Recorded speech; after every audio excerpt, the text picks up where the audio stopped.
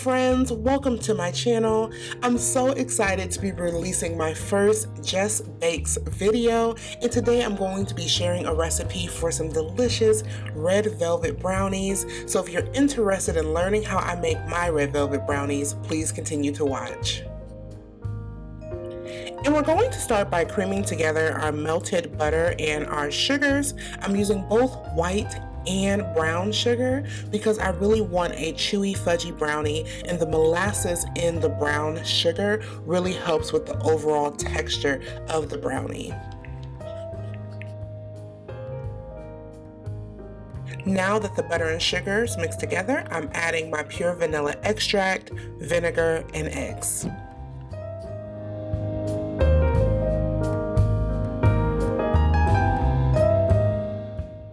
And now I'm adding in my food coloring. You guys, if you don't follow any part of this recipe to a T, please follow this part of the recipe. You don't want to add too much food coloring because it will ruin the flavor of the brownies. So I'm adding about a tablespoon of gel food coloring. If you're using liquid food coloring, add about 2 tablespoons.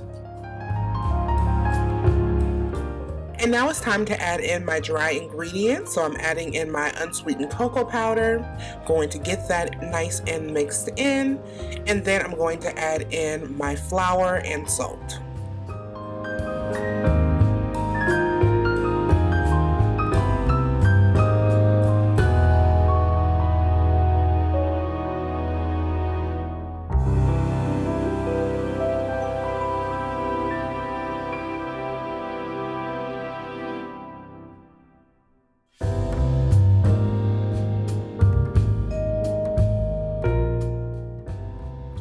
So this is what your batter should look like. It's not going to be too thin and it's not going to be too thick. This is perfect. And you always want to take a spatula and really work in all of the flour and cocoa powder, especially when you're using a KitchenAid. I have a KitchenAid Pro, and even with my Pro, I still get that stubborn flour or cocoa powder stuck on the sides. So just take a few moments to make sure that everything is mixed in.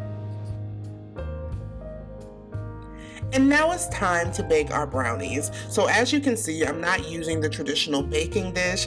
I'm actually using a bar pan, and this pan is amazing for making individual treats, and I love it for brownies because it allows me to get that chewy edge on all of my brownies, and that's what I like. So I'm not using this, but if you do just want to use a regular baking dish, you would want to use a 8x8 baking dish. So we're going to bake these on 350 for 25 to 28 minutes depending on your oven. You're going to know that they're done when you insert a toothpick and it comes out almost clean. You do not want the toothpick to come out clean. Again, we want these to be fudgy brownies. So we're going to take them out. The toothpick is going to be almost clean, and as they cool, they're going to cook a little bit more. So that's the reason why the toothpick does not have to come out clean. But when you pull them out the oven, they should look like this.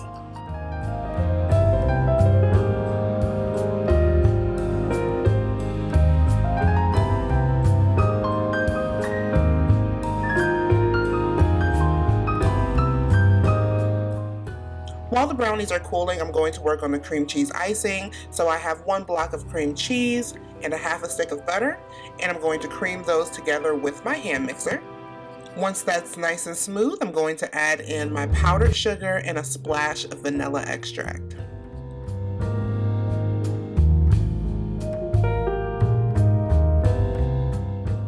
So now that the brownies have cooled, I'm taking my cream cheese icing and I'm just piping a little zigzag over each of the brownies. If you don't have a piping bag, you can use a Ziploc baggie to do this, or you can just ice them with a spatula.